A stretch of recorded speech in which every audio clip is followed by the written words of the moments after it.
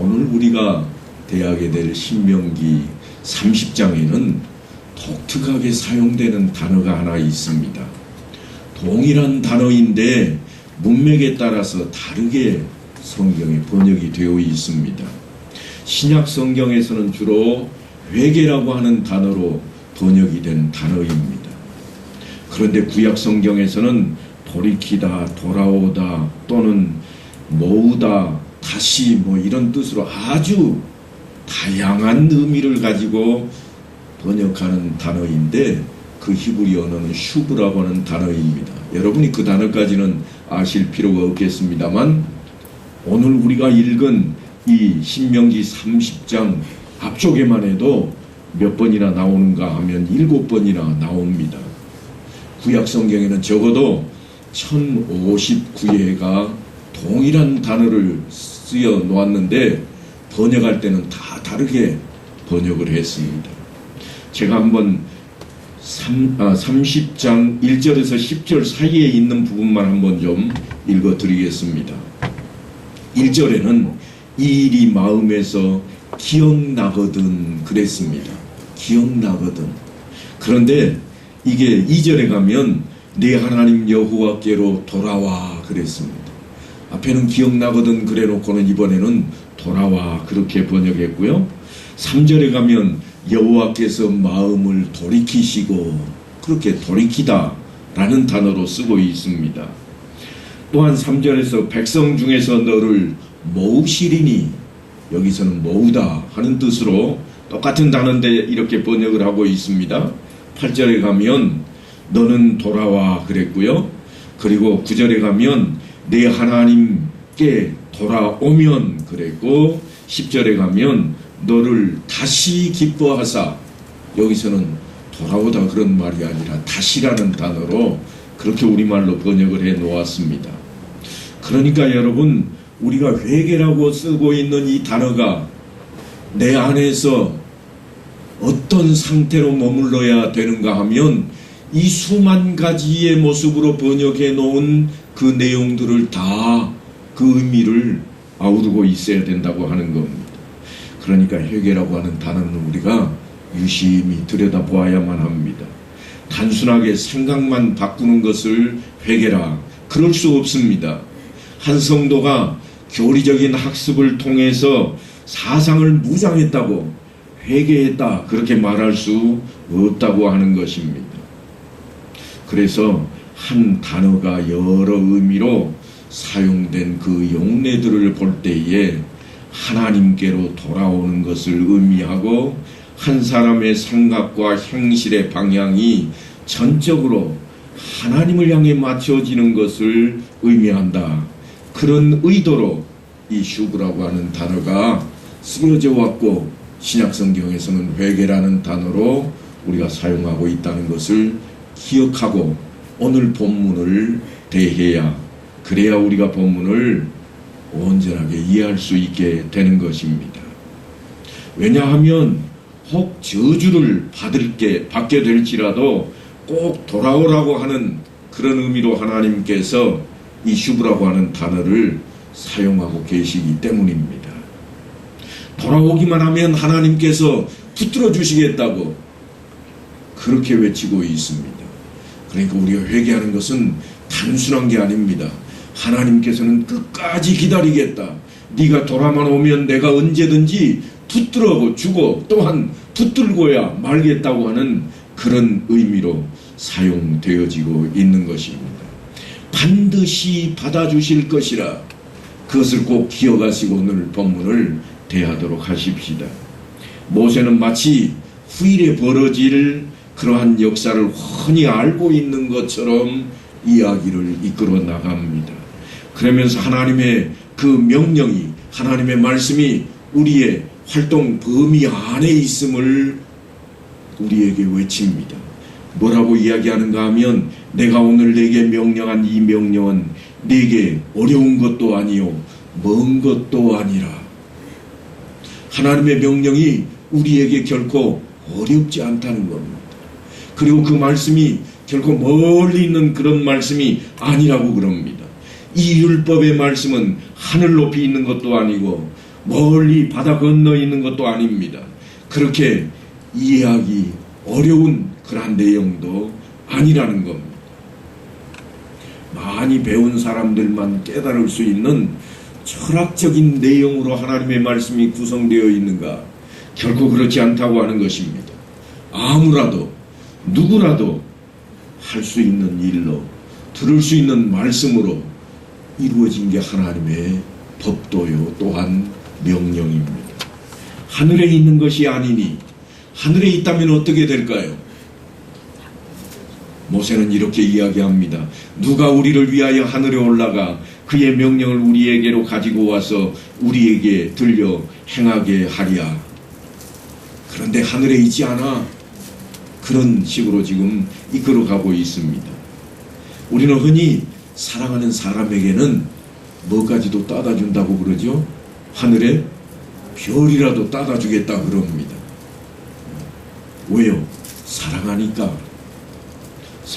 그렇습니다. 그런데 하나님의 말씀 또한 마찬가지입니다. 하나님을 사랑한다면, 너희가 하나님을 사랑하느냐? 그렇다면 하늘에 있을지라도 너희는 그 말씀을 들어야 한다. 그런 차원으로 우리에게 모세가 지금 이루고 있습니다. 그런데 뭐라고 그러는가 하면 하늘에 있지 않아. 하늘에 있는 별이라도 따다 주는 것이 사랑하는 사람이 해야 할 일인데 결코 하나님의 말씀은 하늘에 있는 것이 아니라, 그렇다면 바다 밖에 있는 것인가? 바다 밖에 있는 것이 아니라 그럽니다. 바다 밖에 있다면 어떻게 해야 될까요? 누가 우리를 위하여 바다를 건너가서 그의 명령을 우리에게로 가지고 와서 우리에게 들려 행하게 하랴. 사랑하는 사람, 그 사람이 원하는 것이라면 우리는 틀림없이 바다를 건너가서라도 가져오고야 말 것입니다. 끝내 가져와서 그 앞에 가져다 주고 말 것입니다. 그런데 하나님께서는 멀리 있는 것도 또한 어려운 것도 아니라는 겁니다. 오직 그 말씀이 내게 매우 가까워서 내 입에 있으며 내 마음에 있은즉 내가 이를 행할 수 있느니라. 이게 오늘 본문 바로 앞까지 이어져 있는 말씀의 내용들입니다. 하나님의 명령, 규례와 법도가 우리가 할 수 없는 일이더냐? 아니라 우리 행동 반경 안에 있는 것들이라. 멀리 있는 것이 아니요 또한 어려운 것이 아니라. 그래서 여호와의 명령을 가까이 너희의 마음속에 있다고 모세는 그렇게 외치고 있습니다. 그러니까 우리 마음판에 새겨놓기만 하면 그 명령은 지킬 수 있습니다. 우리가 말씀을 시작하면서 인사를 나누었습니다. 뭐라고 했는가 하면 말씀대로 사셨나요? 물론 잘못 살았으면 마음 한켠에서 뜨끔하기도 했겠지만 다음에 우리는 다짐을 했습니다. 말씀대로 살겠습니다. 마음에 그것이 새겨져 있다면, 그 말씀이 내 마음속에 새겨져 있다면 내가 하나님을, 내가 주님을 사랑하는 한 우리는 그것을 지키게 될 것이라고 하는 것입니다. 하나님의 은혜와 성령의 도우심이 반드시 필요한 이유입니다. 왜 필요한가? 우리가 그렇게 외치고 다짐은 했지만 사실 말씀대로 산다고 하는 것이 넉넉하지를 못합니다. 사소한 것 하나도 때로는 우리의 발목을 붙들고 놓아주지를 않습니다. 그때마다 성령의 도우심이 없다면, 성령께서 내 마음속에 있는 그 다짐을 생각나게 해주시지 않는다면 우리는 그냥 슬그머니 넘어가 버리고 말 겁니다. 그래서 우리가 말씀대로 살기 위해서는 성령의 보호하심과 인도하심이 반드시 필요하다고 하는 것입니다. 그래서 우리에게 그 말씀을 주야로 묵상하게 하시는 겁니다. 시편 기자가 시편 1편 2절에서 이렇게 외칩니다. 오직 여호와의 율법을 즐거워하여 그의 율법을 주야로 묵상하는도다. 여러분, 우리가 사랑하는 사람의 그 단어 하나를 생각만 하면 집에 돌아와서도 머릿속에 떠올리고 삐긋이 웃고 가슴 설레하고, 예? 그래, 다짐도 하게 됩니다.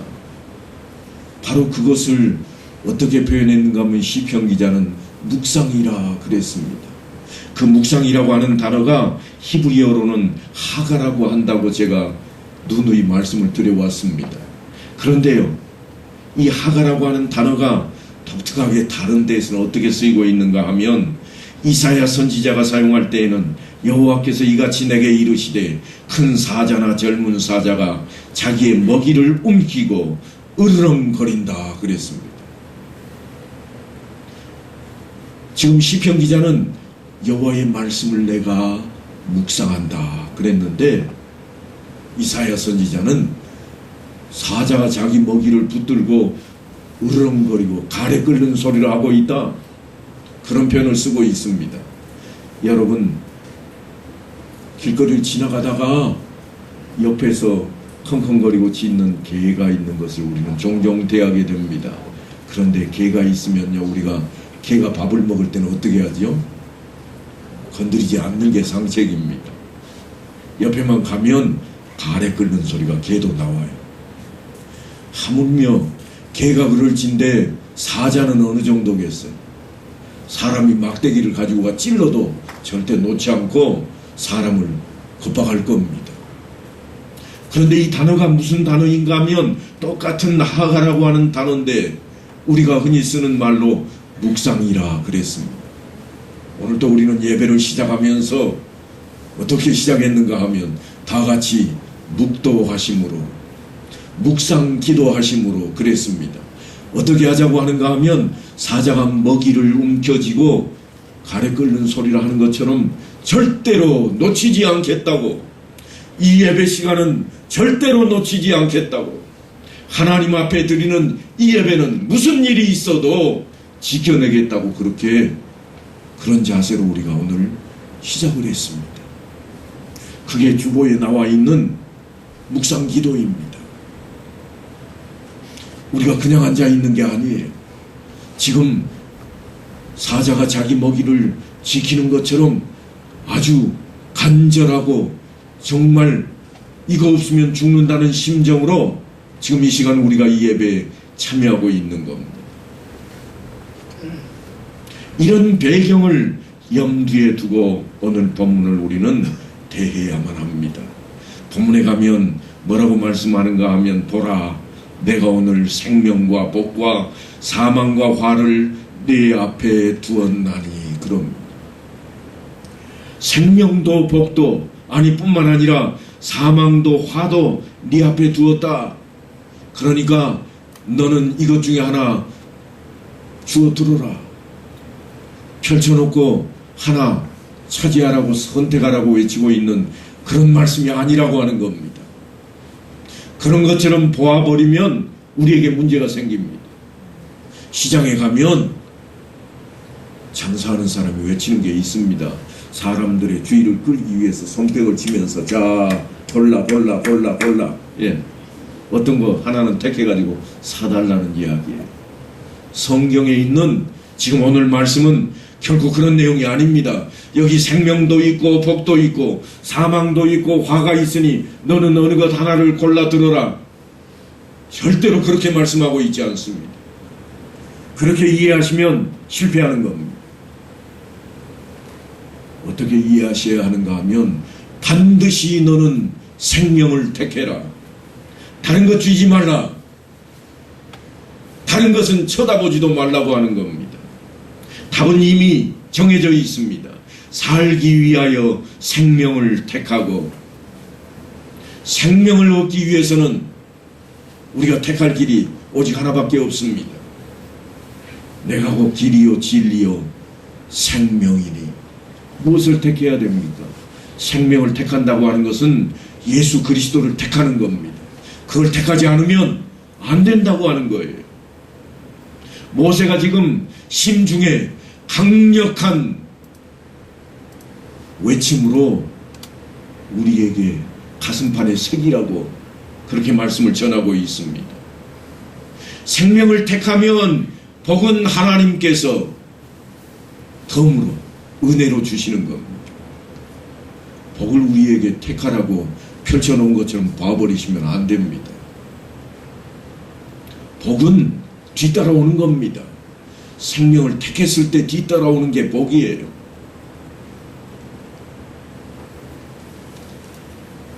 세 살배기 아이가 있습니다. 아이에게 좋은 거는 뭘까요? 뭔가 맛있는 것? 이런 것들입니다. 그래서 아빠가 아이에게 야, 뭐 사러 가자 그러면 아이가 손을 딱 잡고 금방 나섭니다. 아이는 뭘 생각을 할까요? 먹을 거 생각해요. 더 중요한 것을 생각하지 않습니다. 뭘 생각하지 않습니까? 아빠를 잃어버려요. 어떻게 잃어버리는가 하면 건너편에서 삼촌이 외칩니다. 야, 조카 이리 와. 내가 더 맛있는 거 사줄게. 그러면요, 삼촌을 따라가 버리기도 합니다. 그런데 아이가 조금만 성장하면 이제 이 머릿속에 뭔가 들기 시작하면 따지기 시작해요. 네. 아빠가 더 좋은 거 사줄까? 삼촌이 더 좋은 거 사줄까? 누구 주머니에 더 많이 들어있을까? 살피기 시작한다고. 답은 이미 나와 있음에도 불구하고 살피기 시작하는 게 우리 인생들이 가지고 있는 죄성을 통해서 우리에게 나오는 그런 것들입니다. 우리도 마찬가지입니다. 하나님께서 말씀하시는데 말씀대로 살기만 하면 복이 올 것이라고 그렇게 모세를 통해서, 아니 성경 말씀 곳곳에 기록이 되어 있음에도 불구하고 우리는 늘 다른 데 관심을 갖습니다. 하나님의 은혜로 받을 복을 내가 차지할 것으로, 선택해야 될 것으로 생각한다고 하는 것입니다. 오늘 분명하게 성경은 우리에게 그것을 가르쳐주고 있습니다. 생명을 택하면 사망과 화는 멀어지는 것이요, 또한 은혜로 복은 우리에게 다가올 것입니다. 그래서 하나님께서는 아브라함을 통해서 내가 복의 근원이 될지라 그랬습니다. 네가 내 앞에 있기만 하면 복은 너를 통해서 나가게 될 것이라. 하나님의 은혜라고 하는 겁니다. 우리가 늘 예수를 믿으면서도 축복이라고 하는 기복에 너무 집중하다 보면 하나님을, 그 말씀을 잊어버리기 쉽습니다. 그러나 오늘 말씀을 통해서 우리는 생명을 택해야 할 것을 분명하게 다짐해야만 하겠습니다. 택함에 대한 문제는 사실 성경에 종종 등장합니다. 여호수아의 선택에 대한 이야기도 있습니다. 너희가 섬길 자를 오늘 택하라. 오직 나와 내 집은 여호와를 섬기겠노라. 여호수아가 하나님께서 허락하신 젖과 꿀이 흐르는 땅, 가나안 땅을 다 차지하고 분배한 뒤에 외치고 있습니다. 야, 이제는 너희가 택해야 되겠다. 나는 여호와 하나님을 택할란다. 너희는 어찌할래? 그런 거죠. 분명히 이스라엘 사람들은 그동안 살아왔던 역사를 보면 험난한 세월을 살았습니다. 애굽 땅에서는 종살이하던 그 주인의 신을 섬겼을 겁니다. 주인 따라갔을 겁니다. 또한 출애굽 후에는 틈만 나면 견눈질을 해왔습니다. 어느 게 더 낫지 하는 거였죠. 그래서 불평 불만이 있을 때마다 애굽으로 돌아가자 하는 측도 있었고, 다른 쪽의 신들이 더 좋다고 넘어가서 범죄를 행했던 그러한 쪽도 있었습니다. 그래서 여호수아가 하는 말이 뭔가 하면, 이제는 여호와를 경외하며 온전함과 진실함으로 그를 섬기라. 너희의 조상들이 강 저쪽과 애굽에서 섬기던 신들을 치워버리고 여호와만 섬기라. 그렇게 외치고 있습니다. 그러자 백성들이 모두가 다 한 목소리로 이렇게 화답을 합니다. 우리가 결탄코 여호와를 버리고 다른 신들을 섬기기를 하지 아니하오리이다. 다른 신들을 섬기지 않겠다고 그렇게 다짐을 했습니다. 그런데요, 사실 그 이유가 있습니다. 어떤 이유로 그들이 그렇게 다짐을 하는가 하면, 이는 우리 하나님 여호와께서 친히 우리와 우리 조상들을 인도하여 애굽 땅 종되었던 집에서 올라오게 하시고 우리 목전에서 그 큰 이적들을 행하시고 우리가 행한 모든 길과 우리가 지나온 모든 백성들 중에서 우리를 보호하셨음이며, 여호와께서 또 모든 백성들과 이 땅에 거주하던 아모리 족속을 우리 앞에서 쫓아내셨습니다. 지금 백성들이 이렇게 이런 마음을 가지고 우리가 여호와만 섬기겠나이다 그렇게 다짐을 하고 있는데, 여호수아는 사실 모세처럼 그도 역시나 믿음지 못했던 모양입니다. 그래서 그 백성들을 향해서 여호수아도 한 번 더 외칩니다. 만일 너희가 여호와를 버리고 이방 신들을 섬기면 너희에게 복을 내리신 후에라도 돌이켜 너희에게 재앙을 내리시고 너희를 멸하시리라. 제가 축복장을 설명할 때 말씀드렸던 내용입니다. 틀림없이 복을 우리에게 허락하셨는데 저주 이야기가 왜 나오는가 하면, 복을 받아야 되는 것이 분명하지만 그렇지 않을 때에 대한 이야기입니다. 모세도 지금 그 이야기를 하고 있습니다. 분명히 올바른 선택을 하지만 얼마 가지 못해서 이 사람들이 곁길로 빠질 것이라. 왜냐하면 그 속에 지금 욕심은 그대로 숨어있기 때문입니다. 겉으로 드러나 있지 않습니다. 이게 밖으로 나오기만 하면 뭔가를 또 움키고자 달려들 게 뻔하기 때문입니다. 그래서 솔로몬은 그 모습을 통해서 자기 아들들에게 이야기할 때 이렇게 전합니다. 하나님은 사람을 정직하게 지으셨으나 사람이 많은 꾀들을 낸 것이라. 사람은 꾀를 낸다. 그러니 어쩌라는 거예요? 조심해야 된다고 하는 겁니다. 신약 성경에서 야고보도 사람들의 욕심에 대한 한계가 끝이 없다고 우리에게 경고합니다. 욕심이 잉태한 즉 죄를 낳고 죄가 장성한 즉 사망을 낳느니라. 사람의 욕심은 늘 그 향하는 곳이 죄악 덩어리요, 또한 그 죄악이 자리 잡기만 하면 벼랑 끝까지 가서 추락해 버립니다. 결국은 사망으로 이어지는 겁니다. 그래서 모세는 이스라엘 백성들 앞에서 오늘 선택의 이야기를 하고 있습니다. 내가 오늘 복과 저주를 너희 앞에 두나니. 복과 저주를 사실 이스라엘 백성들이 선택해야 될 그런 문제가 아닙니다. 무조건이어야 됩니다. 그들은 생명을 택해야만 합니다. 그들이 생명을 선택했느냐에 따라서 너희가 만일 내가 오늘 너희에게 명하는 너희 하나님 여호와의 명령을 들으면 축복이 될 것이요, 하나님 명령대로 따르기만 하면 너희는 복이 임하게 될 것이라. 그러니까 내가 뭘 취할 것인가 그게 아닙니다. 너희는 무조건 조건 없이 생명 그 안에 머물라고 하는 것입니다. 사망을 택하였다면 두말할 필요도 없습니다. 내가 사망하겠다고 집어드는 그런 행위가 아닙니다. 말씀을 따르지 않고 지키지 않는 것을 의미합니다. 그것이 곧 사망을 택하는 길입니다. 다른 길로 가는 것입니다. 너희가 만일 내가 오늘 너희에게 명령하는 도에서 돌이켜 떠나 너희 하나님 여호와의 명령을 듣지 아니하고 본래 알지 못하던 다른 신들을 따르면 저주를 받으리라. 신약 성경에도 선택에 대한 문제들은 종종 등장을 합니다. 물론 복과 저주에 대한 내용이 아닌 다른 내용으로도 많이 등장을 합니다만 유명한 선택의 문제가 하나 우리 앞에 있습니다.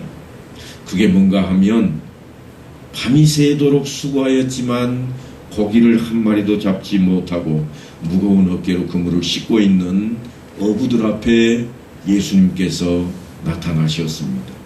그리고 배에 오르시더니 육지에서 조금 떨어지게 하시고 고물에 앉으셔서 말씀을 전하기 시작합니다. 고물이라고 하는 것은 배 뒤쪽에 있는 앉을 수 있는 자리를 이야기합니다. 배 앞쪽은 뭐라고 그러는가? 이물이라 그럽니다.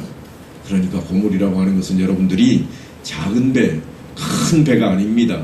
조금 작은 배들 뒤쪽에 사람이 앉을 수 있도록 만들어 놓은 그런 겁니다. 그래서 주님께서 그 고물에 앉으셔서 언덕에 둘러앉아 있는 사람들을 향해 말씀을 전하기 시작합니다.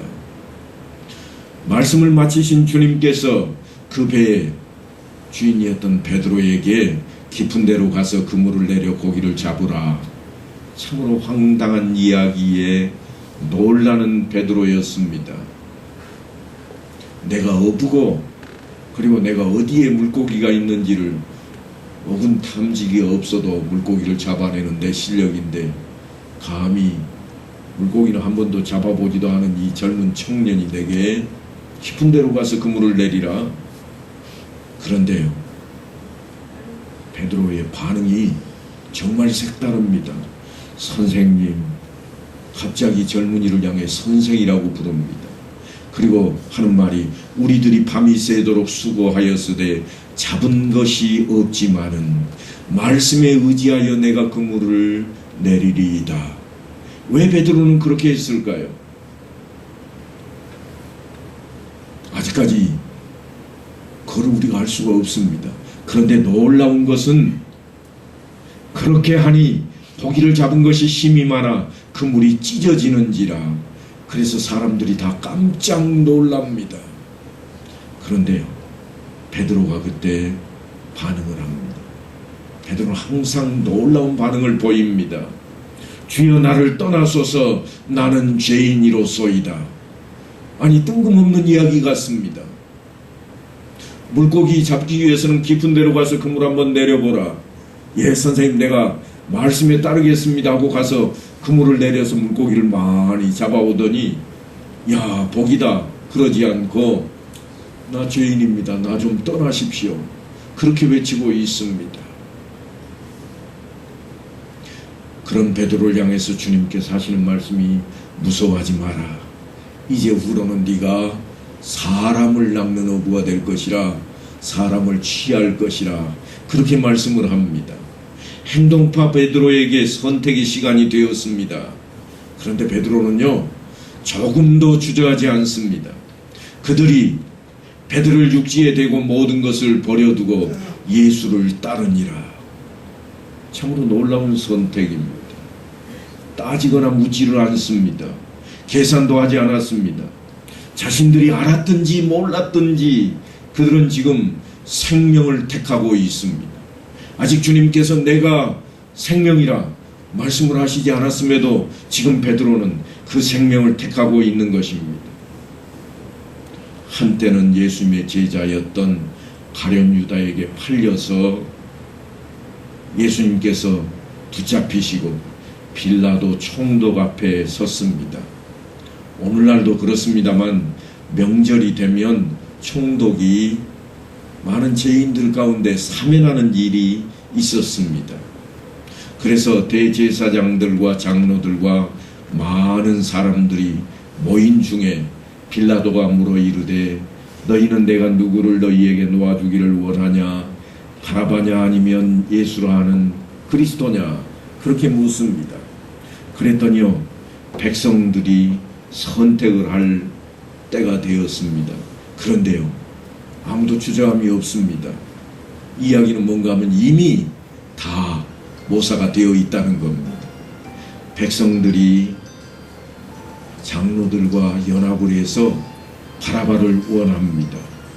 십자가에 못 박아야 되겠다고까지 외치기 시작합니다. 빌라도가 쳐다보니까 이 많은 사람들이 밀란을 일으킬 것 같습니다. 그대로 안 했다가는 큰일 날 것 같습니다. 그래서 그 무리들이 사망을 택하고 있습니다. 이번에는 빌라도가 선택을 해야 될 때가 되었습니다. 이에 바라바는 저희에게 놓아주고 예수는 채찍질하고 십자가에 못 박히게 넘겨주니라.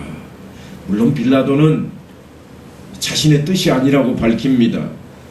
그리고 그 판결에 대해서 자기는 아무 죄가 없다고 그렇게 외치기까지 합니다. 물을 가져다가 무리 앞에서 손을 씻으며 이르되 이 사람의 피에 대하여 나는 무죄하니 너희가 당하라. 그런데요, 그 앞에 서 있던 무리들이 그 말에 힘을 실어줍니다. 그 피를 우리와 우리 자손에게 돌릴지어다. 그럼에도 불구하고 빌라도 역시 뭘 선택한 사람인가 하면 사망을 선택한 사람입니다. 이제 다시 본문으로 좀 돌아가 보겠습니다. 보라, 내가 오늘 생명과 복과 사망과 화를 내 앞에 두었다 하는 이 모세의 말씀을 우리는 너희는 이 가운데 하나만 택해라 그렇게 들으시면 안 됩니다. 네 하나님 여호와를 사랑하고 네 그 모든 길로 행하며 그의 명령과 규례와 법도를 지키라 하는 것이라. 반드시 지키라고 하는 명령으로 우리는 받아들여야만 합니다. 허투루 하는 그런 말씀이 아니라 당부하고 또 당부하는 이야기입니다. 그렇게 해야 될 이유가 있습니다. 모세가 확신하고 있는 내용입니다. 그래서 정말 간절한 겁니다. 네가 생존하며 번성할 것이요 또 내 하나님 여호와께서 네가 가서 차지할 땅에서 내게 복을 주실 것임이니라. 왜 그런가 하면 너희가 건너가서 차지할 땅은 산과 골짜기가 있어서 하늘에서 내리는 비를 흡수하는 땅이요 내 하나님 여호와께서 돌보아 주시는 땅이라.